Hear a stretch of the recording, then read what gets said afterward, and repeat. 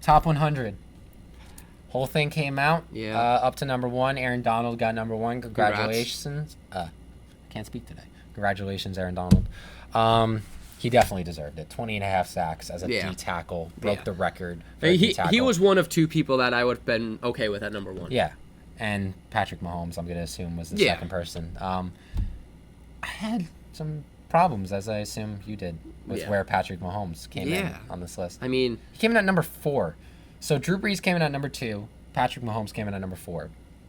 Khalil Mack was number 3, which, okay. Yeah, I don't have a problem with that. But really our only issue is with where Drew Brees is. And where Patrick Mahomes is. If Drew Brees wasn't number 2 and it was like a position player, maybe I'm okay with it because Patrick Mahomes would still be the top quarterback on the list. If you watched the video, right, of the top 100 Patrick Mahomes video? Yeah. All the players were, like, floored. They couldn't even, like, speak about how good he was. They were just like, oh, man, I can't even talk about that guy because he's just...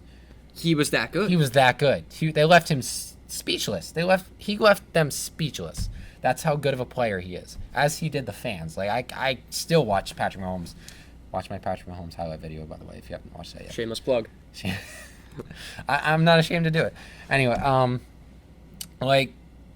He was that good last year. MVP of the league came in at not even the best quarterback according to the players. That's what they're saying. And I think I said something similar to this last week. While it's the players who vote, it's still a name game. It is still a name game. There is no with, Jerry Jones way and the Cowboys. Yeah, that Tom Brady should be where he is. I believe he's number 6. Yeah. Matt Ryan, 16. I think he's 69. Yeah, I would say you're still on the Matt Ryan. Yeah, thing. I'm still on the Matt Ryan thing because Matt Ryan had a much better season than Tom Brady. And I said it. I said their stats back to back last week. Tom Brady did win a Super Bowl though, and he's Tom Brady. I get that. Was Nick Foles number 6? Nick Foles was not number 6, but Nick Foles isn't Tom Brady. I know he's not, but just because you win a Super Bowl doesn't mean you should be in the top 10. I agree with that. Jared Goff came in a little. I mean, if that's the case, Julian Edelman should have been higher than Brady. Julian Edelman came in at number 90. Yeah. Super Bowl MVP. Yeah. But Super Bowl MVP, you can't really. No, Malcolm Smith was the Super Bowl MVP for the Seahawks. So he kind of died. He did kind of die after that year. He went to the Raiders and then just fell off the map. Yeah. He really wasn't on the map with the Seahawks either. No, he just had a good game. Yeah, he really just had a good game. It's like David Tyree. Chris Matthews next year had a good game. So, Drew Brees, okay. He had a down year. For Drew Brees. Drew Brees, yeah. Yeah, we're so used to him throwing 5,000 yards. He didn't get there, right? He didn't get to 4,000 last year. He had 3,992 yards last year to 32 touchdowns, which is a good year. That's a great year. It's a top 3 year. It's not the best quarterback in the NFL year. Like, okay, yeah, we were having at the end of the season, it was between Patrick Mahomes and Drew Brees for the MVP, but Patrick Mahomes really pulled away. Yeah. Patrick Mahomes is one of 3 quarterbacks ever to have 5,000 yards and 50 touchdowns. That's a lot. I would say that's a lot. Like, come on. I love Drew Brees. This is not hate on Drew Brees. Drew Brees is one of my favorite quarterbacks ever. He is amazing. He's a first ballot Hall of Famer. What Patrick Mahomes did last year cannot be slandered like that. Like, the fact that he was the NFL MVP, one of 3 quarterbacks in history to do what he did, and he's not even the best quarterback according to the players. Yeah, that's a little... I don't get that. Yeah, I don't... And I have trouble arguing with the list because it is voted on by the players, but they're not watching everybody. Exactly. You know what I mean? And, I mean, going along with that, I mean, you had the leading rusher in the AFC didn't even make the list. Joe Mixon. Led the AFC in rushing yards, didn't make the list. Phillip Lindsay made the list. Of course Phillip Lindsay made the list.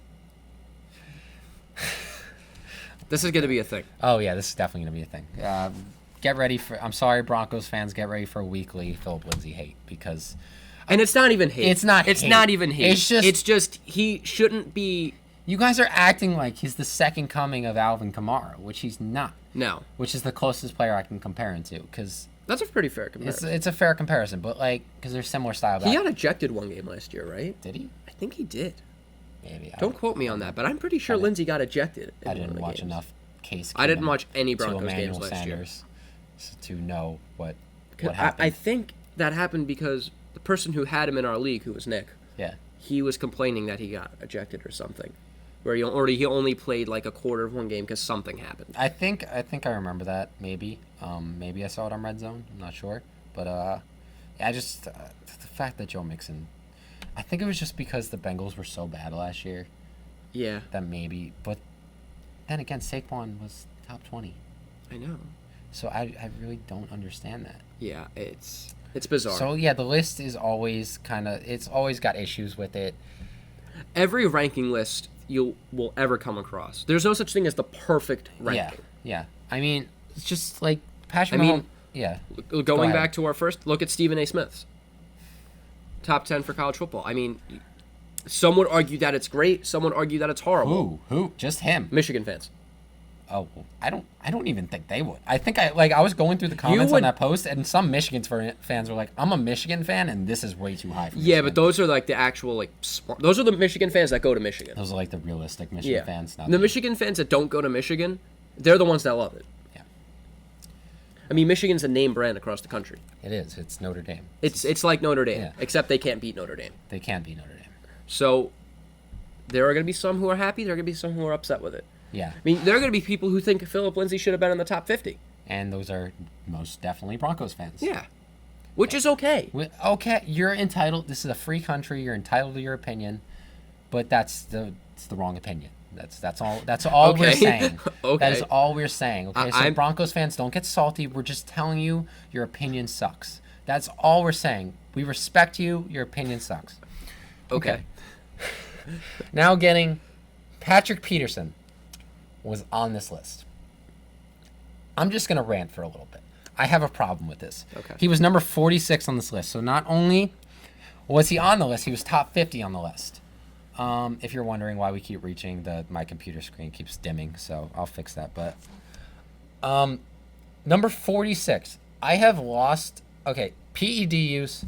A lot of players have come out and said, like, Taylor Lewan just got suspended for PED use, but he even came out and said, like, no, I didn't even know I was using it, because the NFL does have very strict rules on these Golden supplements. Golden Tate, he was trying to start a family. Yeah, so obviously he wasn't doing steroids. Like, there are some very obvious players that definitely did not do steroids. Those who really come out about it.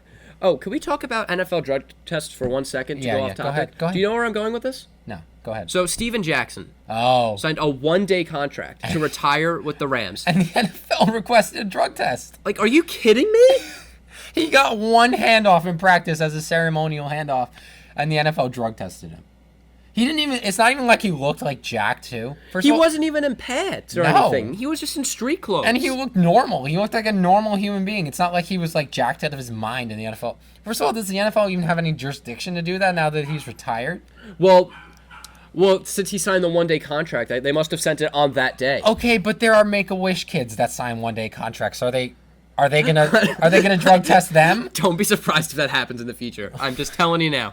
Do not be, if they're What are gonna you doing, send Roger that to a Goodell? retired player, Yeah. Make-A-Wish is next. Like, seriously, like, if we're just gonna drug test all these 1-day contract players, come on, NFL, like, get your stuff together. That's just ridiculous. So, yeah, that's stupid. Yeah. Oh my god. But anyway, Going back to your thing. Patrick Peterson.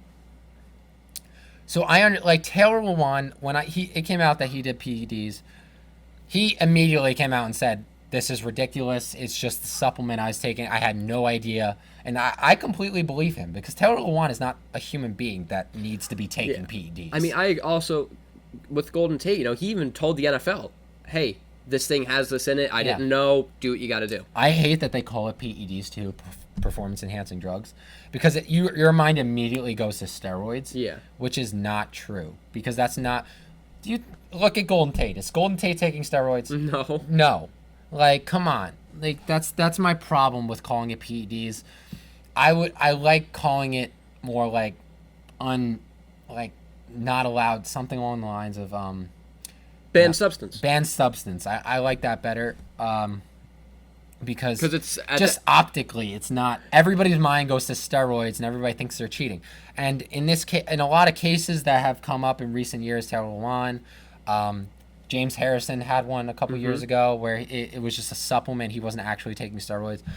The NFL is very strict about the supplements. They're and about the supplements the players are allowed to use, and any week that can change. Like, I think an NFL player even came out and said, like, they send you a list of it's either the substances that are allowed or substances that are not allowed. It would be not allowed. Not allowed? Probably not allowed. And it's updated weekly. So they could be taking a substance one week and then it's just banned the next week, and that's the week they get the drug test, which is unfair to them. Mm-hmm. And then a lot of these guys have trainers who they have dietitians. So they're not exactly, okay, yeah, they're responsible for what they put in their body, but they're trusting somebody who has gotten them to the elite level that they're at now to put things in their body, to give them a meal plan. Okay, this is your protein. It's protein shakes. That's basically when we talk about supplements, we're talking about protein shakes, stuff like that. And so these people have gotten them to the peak performance as athletes. So they have trusted them. They've never been caught for substances up to this point. When athletes take substances, they don't just switch off every week. Like the supplements, they have a pretty consistent supplement that they use for their workouts. Yeah. So it's not like they just switched to a supplement that had a steroid in it. So that's kind of where I'm going with this, just to sum that up. A lot of players, when they get suspended, like Taylor One for performance-enhancing drugs, it's just a banned substance that they didn't know was banned. It had just gotten banned.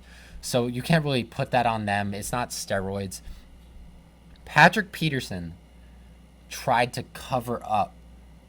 They found a substance that was covering up the performance-enhancing drugs in his system.